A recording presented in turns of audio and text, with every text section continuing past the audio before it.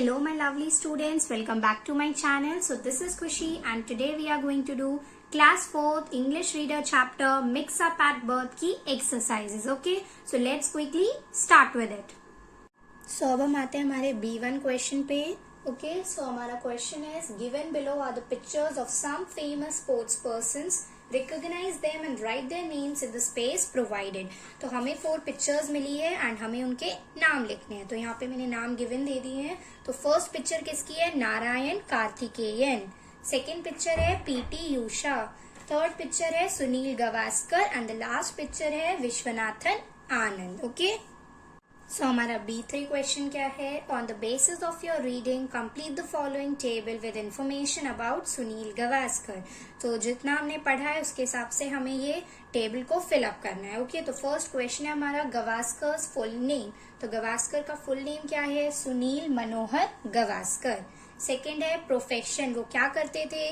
Cricketer थे. Okay, तो birthday कब आता है उन्हें?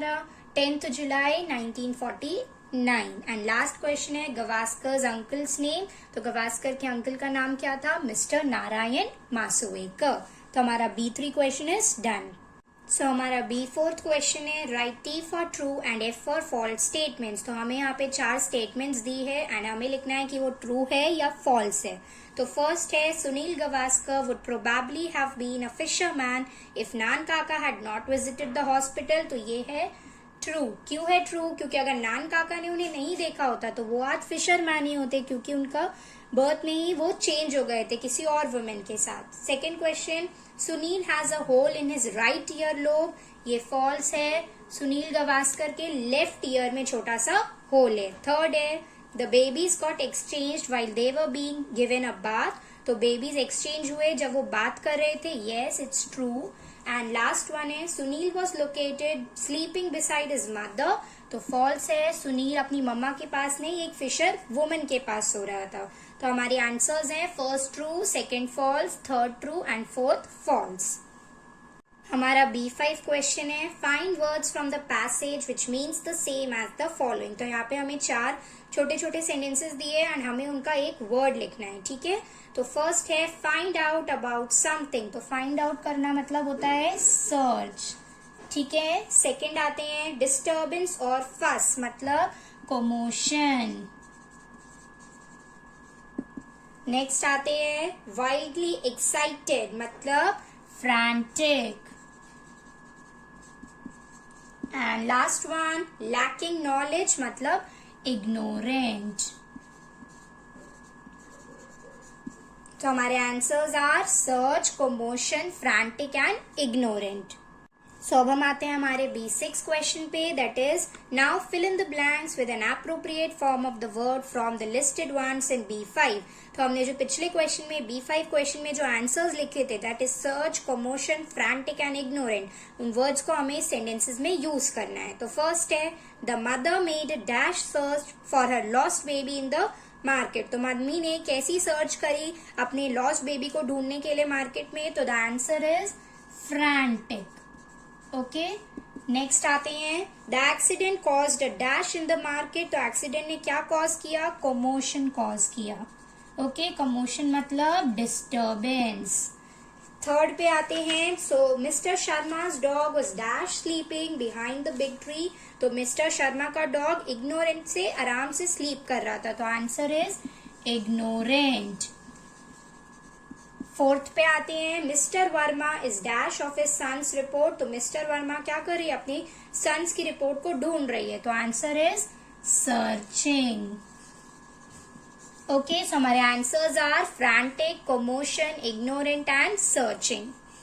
सो हमारा B7 क्वेश्चन है read the following extract and answer the questions given. तो हमें यहाँ पे एक एक्सट्रैक्ट दिया है एंड 3 क्वेश्चंस पूछे, हमें उन्हें आंसर करना है. ओके, सो हमारा एक्सट्रैक्ट है I am grateful to my uncle for noticing the hole for I have often wondered what would happen if nature had not marked me out. तो मैं बहुत शुक्रिया अदा हूँ अपने अंकल का, क्योंकि उन्होंने ही मेरा होल नोटिस किया. अगर वो नहीं करते तो पता नहीं मेरे साथ क्या होता. एंड मैं नेचर से बहुत बहुत थैंक यू बोलता हूँ, क्योंकि उन्होंने ही मुझे सबसे अलग बनाया, मेरे कान में एक होल बनाकर. ठीक है. फर्स्ट क्वेश्चन क्या है हमारा? Who is I in the above line. तो answer is I refers to Sunil Gavaskar. तो I कौन है? I है यहाँ पे सुनील गावस्कर. ओके, सो हमारा first answer is done.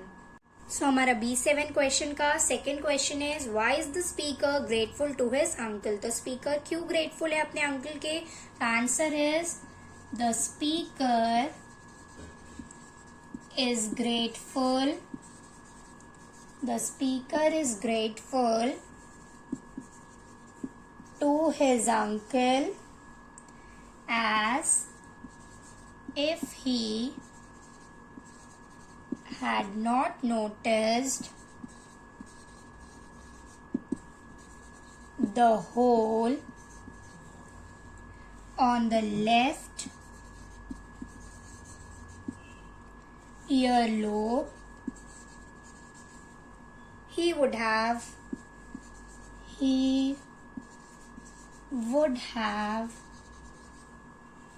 grown up as a fisherman.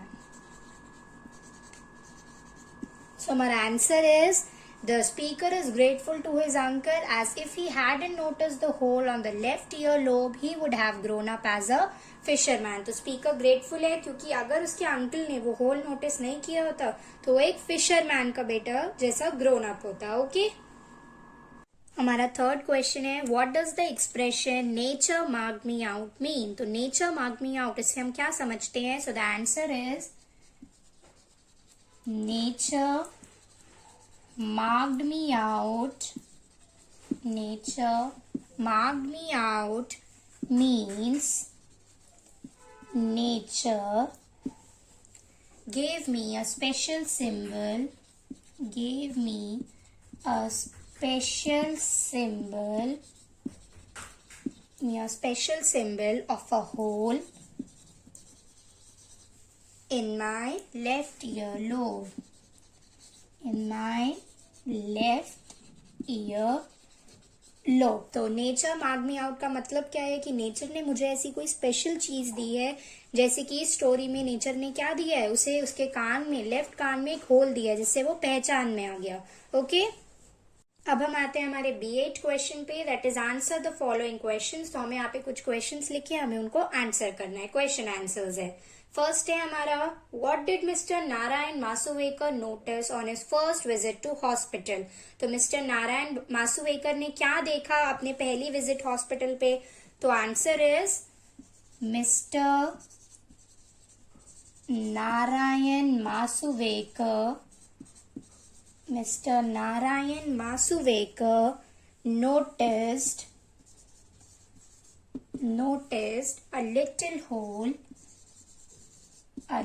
noticed a little hole near the top of Sunil's left ear lobe. So हमारा first answer is mister Narayan Masuvekar noticed a little hole near the top of Sunil's left ear lobe.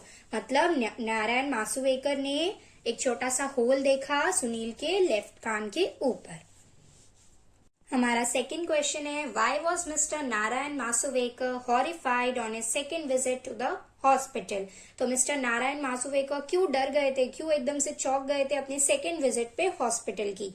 So answer is Mr.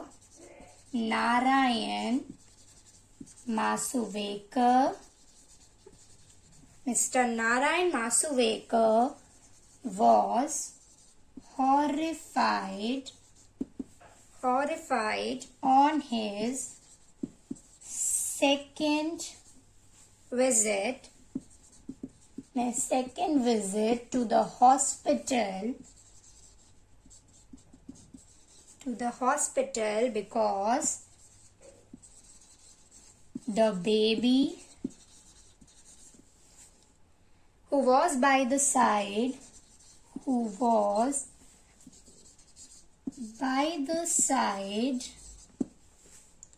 of his mother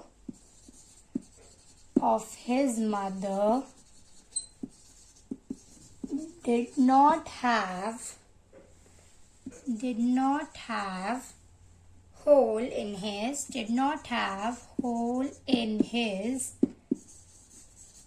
left ear lobe. तो mister Narayan Masuvekar horrified थे on his second visit to the hospital because the baby who was by the side of his mother did not have hole in his left ear lobe. तो जो baby बगल में था अपनी मम्मा के, उसके कान में होल नहीं था. सो हमारा थर्ड क्वेश्चन है, where was the baby found? Baby कहाँ पे मिला? तो answer is the baby was found sleeping peacefully beside a fisher woman. तो बेबी मिला हमें आराम से सो रहा था. कहाँ पर? एक फिशर वुमन के बगल में. हमारा फोर्थ क्वेश्चन है, what would have happened if Nan Kaka had not visited the hospital again on the second day? तो क्या हुआ होता अगर नान काका सेकेंड डे हॉस्पिटल नहीं गए होते? तो हमारा आंसर इज इफ नान काका had not visited the hospital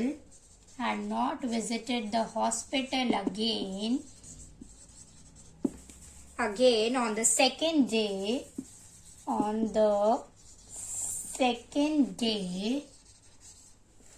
day, Gavaskar might have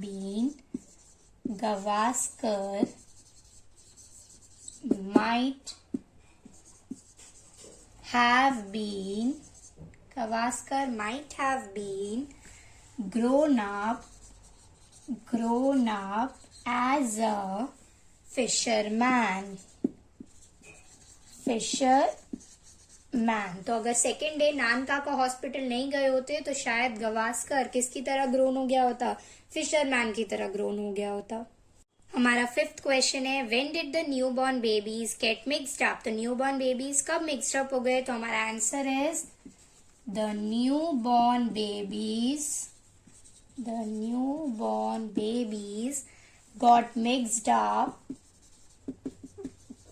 got mixed up during the bath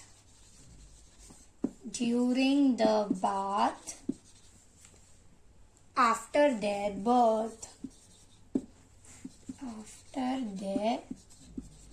तो न्यूबॉर्न बेबीज मिक्स्ड हो गए जब उनकी बात हो रही थी उनके बर्थ के बाद.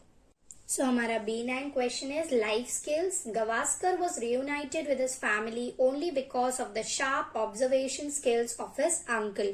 तो गवास्कर अपनी फैमिली के साथ वापस मिले. क्यों?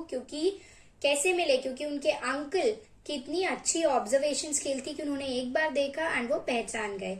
Discuss in the class how the simple power of observation is an absolutely essential skill for life. तो हमें डिस्कस करना है कि कैसे एक छोटी सी देखने की थोड़ी सी देखा और तभी समझ गए. तो ये सिंपल पावर ऑफ ऑब्जर्वेशन कितना हेल्पफुल है हमारी लाइफ में. मतलब हमें अच्छे से देखना है तो वो कितना हेल्पफुल है. ठीक है, जैसे कि उसके अंकल ने एक बार देखा एंड उन्हें रिमेम्बर आ गया अगले ही दिन कि वो बच्चा दूसरा है, वो बच्चा सेम नहीं है. तो हमारा आंसर होगा simple power of observation is an important skill that one must have in one self in order to acquire the knowledge about the environment around us.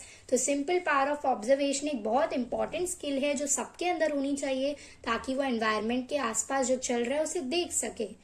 The skill will help us to be smart, active and wise in life. तो ये skill हमें help कैसे करेगी? हमें smart बनाएगी, active बनाएगी and wise बनाएगी.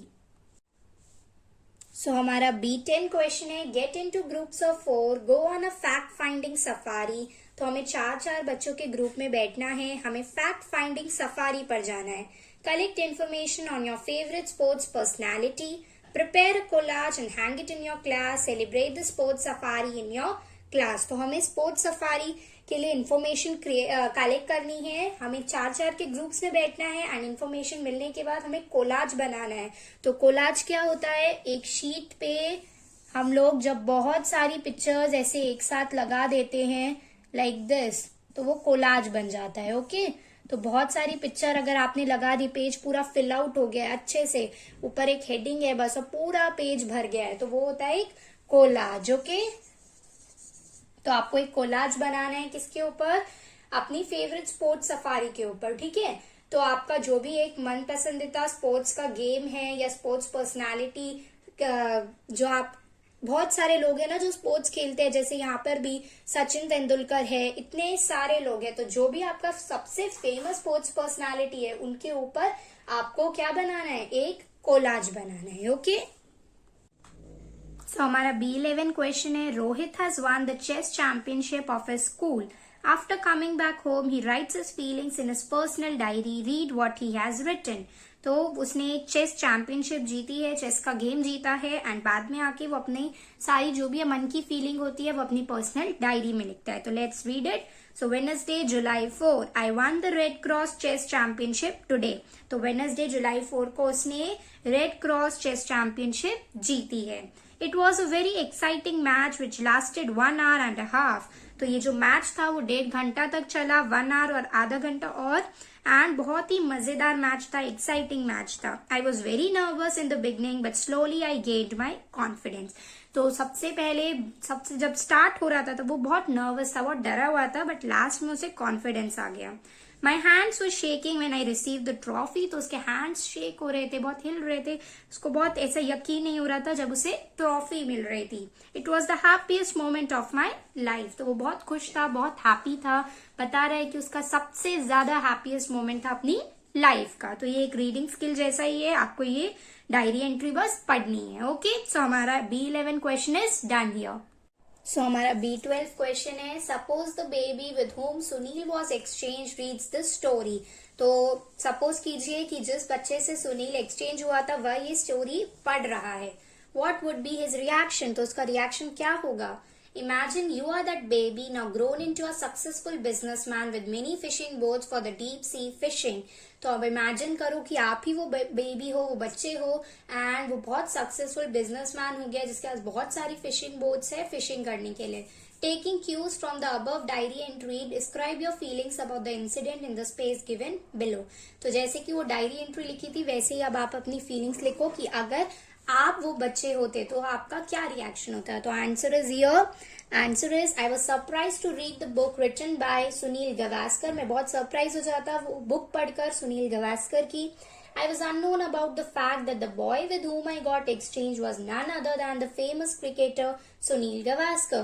तो मैं इस फैक्ट को नहीं जानता था, इस हकीकत को नहीं जानता था कि जिस बच्चे के साथ मैं एक्सचेंज हुआ वो कोई और नहीं बल्कि फेमस क्रिकेटर सुनील गावस्कर है। I am happy that नान काका had saved both of us from getting exchange. मैं बहुत खुश हूँ कि नान काका ने हम दोनों को बचा लिया एक्सचेंज होने से। सो हमारे B12 question is over here. So here we have completed mix up at birth की exercises. Okay, अगर कोई भी डाउट है then do ask me in the comment section. इसकी explanation वीडियो मैं ऑलरेडी बना चुकी हूँ एंड आप वो भी देख सकते हैं पहले जाके, ताकि चैप्टर आपको अच्छे से क्लियरली समझ आ जाए। Okay, so do not forget to like, share, subscribe and comment. Do encourage me with your lovely comments and bye.